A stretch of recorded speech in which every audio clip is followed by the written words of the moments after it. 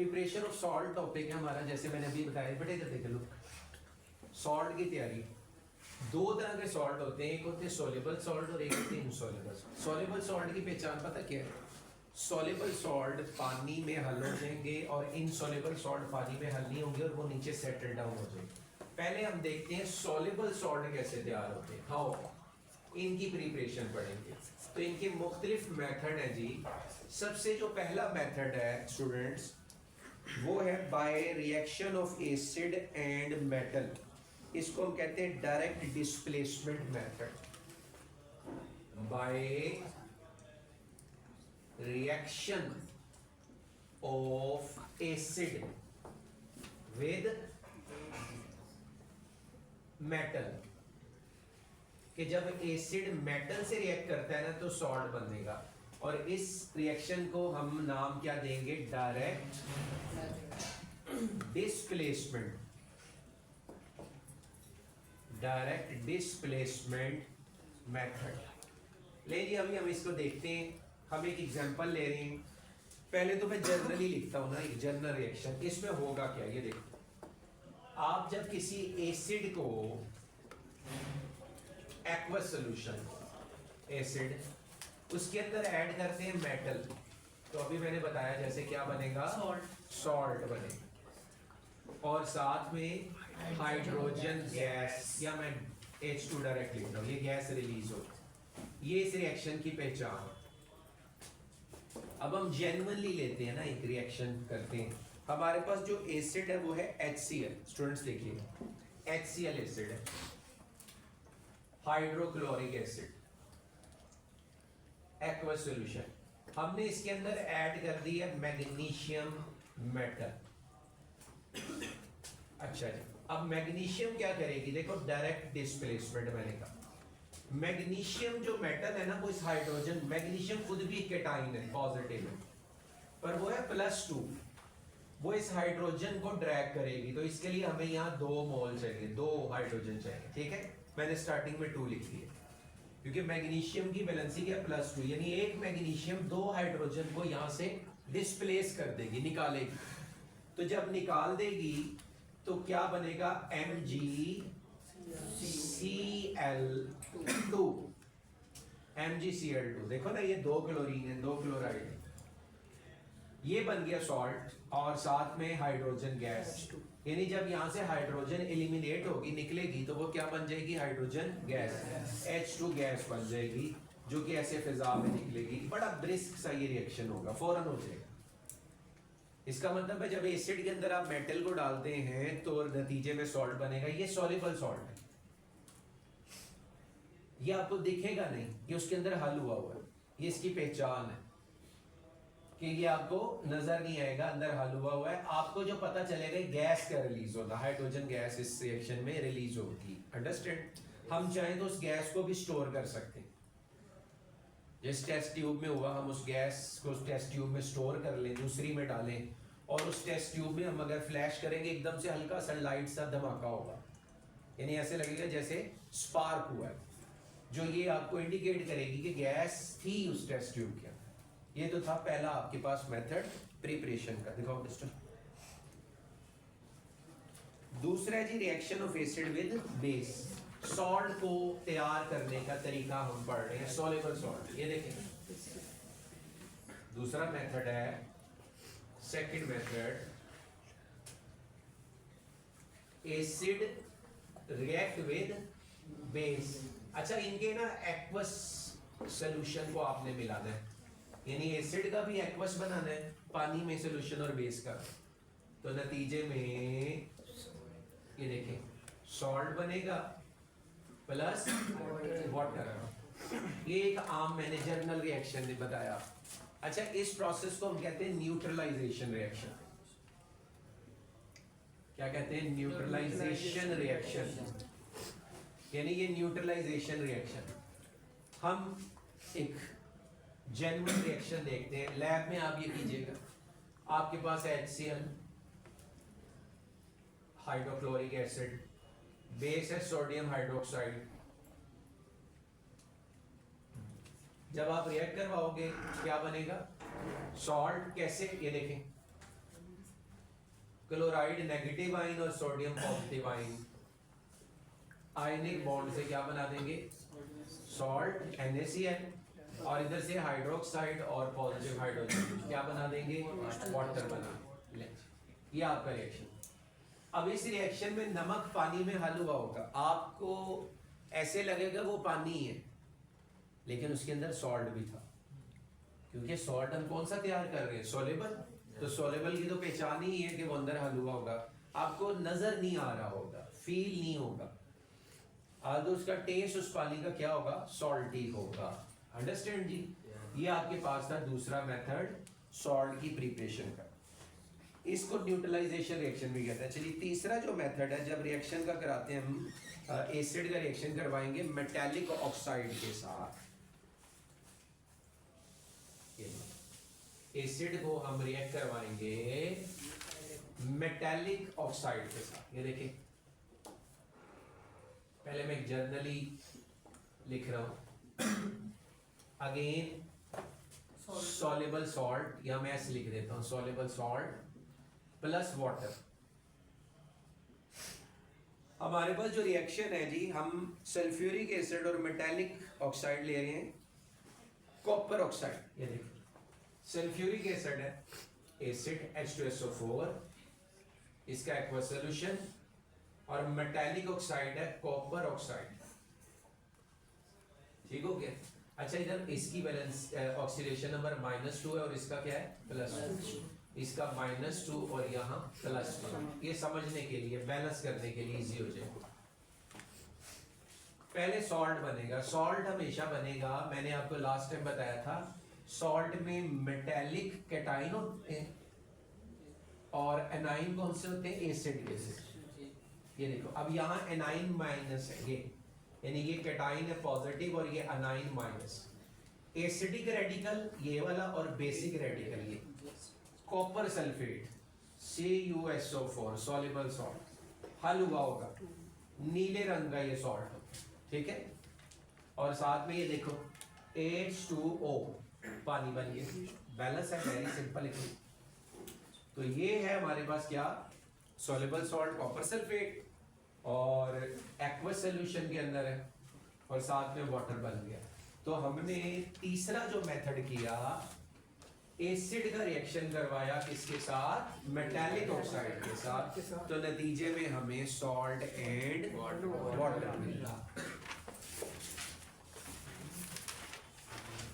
अच्छा जी, fourth reaction है, जब हम एसिड का रिएक्शन करवाते हैं कार्बोनेट के साथ।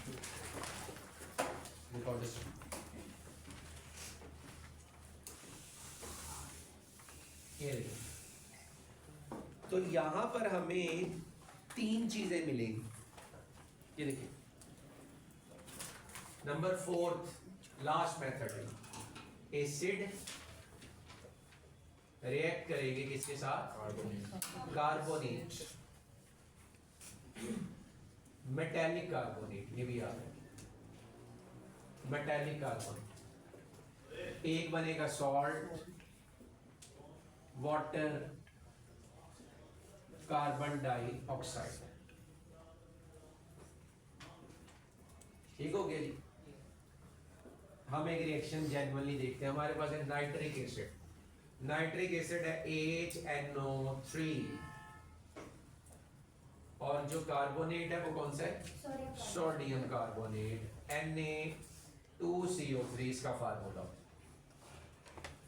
दोनों का एक्वस सॉल्यूशन लें। अच्छा देखो, इसकी +1 है, -2 ऑक्सीडेशन नंबर है, इधर है जी -2 और सॉरी -1 एंड +1। अब ये जो सोडियम है ये नाइट्रेट के साथ रिएक्ट करेगा, यानी ये हो गया metal basic radical, metallic radical, और ये हो गया एसिडिक रेडिकल, इससे करेगा सॉल्ट बन। लेकिन यहाँ 2 सोडियम है, तो हमें नाइट्रेट भी कितने चाहिए, 2। इधर देखो बेटा, तो आपने बैलेंस करने के लिए यहाँ क्या लगा दिया, 2। तो ये बना आपके पास 2NaNO3, ये सॉल्ट है, सोडियम नाइट्रेट, वेरी सिंपल। अब यहां से 2 हाइड्रोजन जो है इस कार्बोनेट में से एक ऑक्सीजन के साथ रिएक्ट करके क्या बना देंगे, वाटर।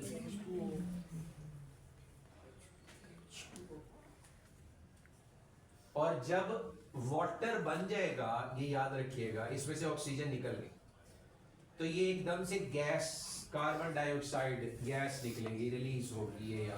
ये कार्बन डाइऑक्साइड रिलीज हुई तो इसकी पहचान रिएक्शन की क्या होगी, कार्बन डाइऑक्साइड गैस रिलीज होगी। और कार्बन डाइऑक्साइड आग को बुझाती है, यानी ये गैस अगर रिलीज होगी तो आप मैच स्टिक जलाएं, एक माचिस को जलाकर तो एकदम से इस रिएक्शन के सामने रखें तो वो जो गैस टकरानी चाहिए उस आग के साथ, आप देखिएगा आग बुझ जाएगी। अगर आग बुझ रही है इसका मतलब है कौन सी गैस रिलीज हो रही है, कार्बन डाइऑक्साइड। आप घर में भी ये रिएक्शन कर सकते हैं, आप बोतल के अंदर डाल दें sodium carbonate, washing soda, baking soda डालें, आप देखें यही रिएक्शन होगा। अंडरस्टैंडिंग? ये तो था हमारे पास सॉल्युबल सॉल्ट। अब एक मेथड है वो जिससे हम इनसॉल्युबल सॉल्ट भी तैयार कर सकते हैं और वो बड़ा सिंपल सा। देखिए ये जो मेथड है इसके अंदर हमने करना ये है स्टूडेंट्स, दो सॉल्ट ऐड कर रहे हैं। अब हम पढ़ने लगे ये इनसॉल्युबल सॉल्ट की प्रिपरेशन। इनसॉल्युबल सॉल्ट की प्रिपरेशन करनी करना हमने क्या है, हमने इसका मेथड क्या है, एडिशन करनी है ऑफ टू सॉल्युबल सॉल्ट, दो सॉल्युबल सॉल्ट को ऐड करना है, ठीक है, एक्वस सोल्यूशन वाले होंगे। वी गॉट, हमें मिलेगा एक सॉल्युबल सॉल्ट एंड अदर, दूसरा मिलेगा इनसॉल्युबल सॉल्ट। यानी जब आप रिएक्ट करवाओगे ना दो सॉल्युबल सॉल्ट को तो आपको दो सॉल्ट मिलेंगे, उनमें से एक होगा सॉल्युबल और एक होगा इनसॉल्युबल। अब हम रिएक्शन करवाते हैं सिल्वर नाइट्रेट और NaCl। ये देखो ये है सिल्वर नाइट्रेट, एक्वस सॉल्यूशन बनाने से। दूसरी तरफ NaCl नमक, टेबल सॉल्ट, उसका एक्वस मिलाया ही नहीं। अब यहां पर ना ये आयन डिस्प्लेस हो जाएंगे, यानी ये पॉजिटिव आयन, नेगेटिव आयन और ये नेगेटिव पॉजिटिव, ये अपने अपने आयन डिस्प्लेस कर देंगे। सोडियम नाइट्रेट के साथ मिल जाएगा सोडियम नाइट्रेट, अच्छा, और साथ में क्या बनेगा, सिल्वर क्लोराइड।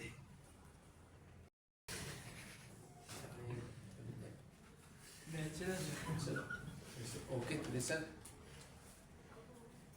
अब जो हम पढ़ रहे हैं एक सॉल्युबल सॉल्ट और एक इनसॉल्युबल सॉल्ट। लिसन ये देखो,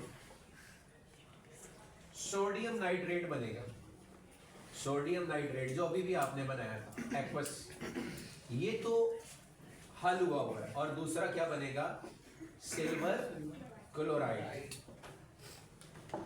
एक्वस सॉल्यूशन में ये है पीपीटी की शक्ल में, इनसॉल्युबल, ये इनसॉल्युबल। अब यहां पर एक बड़ी जबरदस्त चीज है, वो ये, हमें कैसे पता चलेगा, देखो दो, एक सॉल्ट हल हुआ और एक नहीं हल हुआ। अब जो हल नहीं हुआ उसका नाम तो नहीं लिखा हुआ कि वो सिल्वर क्लोराइड है या सोडियम नाइट्रेट है, हमें कैसे पता चलेगा कि ये वाला इनसॉल्युबल है।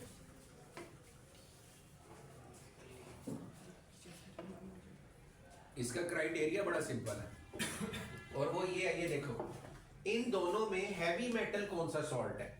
हैवी मेटल का मतलब ये हुआ ये भी मेटल है और ये भी। सिल्वर हैवी मेटल, इसका एटॉमिक नंबर आप देखें तो मोर देन सोडियम। तो जो सॉल्ट इनमें हैवी मेटल होगा वो इनसॉल्युबल है। अंडरस्टैंड? देखो ना इसका एटॉमिक नंबर क्या होगा 11, इसका क्या है 50 के आसपास होगा।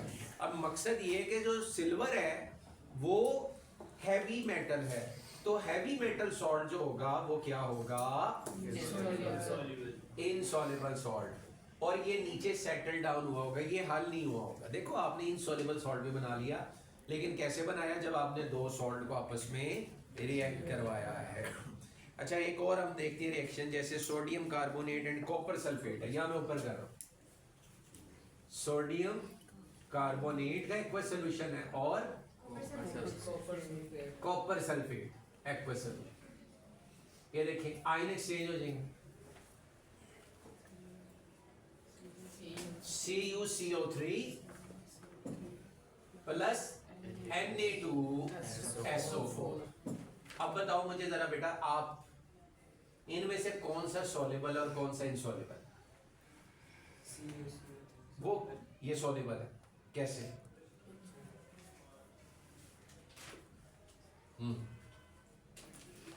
आप बताओ ये क्या है? CuCO3 वो तो है, पर ये क्या है, सॉल्युबल है इनसॉल्युबल? इनसॉल्युबल। आपको कैसे पता चला इनसॉल्युबल? क्योंकि इसकी मेटल क्या है, हैवी। देखो ये हैवी मेटल है, ये याद रखिए। तो जो हैवी मेटल सॉल्ट होगा वो क्या होगा, इनसॉल्युबल, हल नहीं होगा। और जो लाइट मेटल सॉल्ट होगा वो सॉल्युबल सॉल्ट। अंडरस्टैंड? ये था जी आपके पास टॉपिक। सो आज हमने ये देखा किस तरीके से हम सॉल्युबल सॉल्ट और इनसॉल्युबल सॉल्ट को प्रिपेयर कर सकते हैं। It is a very important question, long question.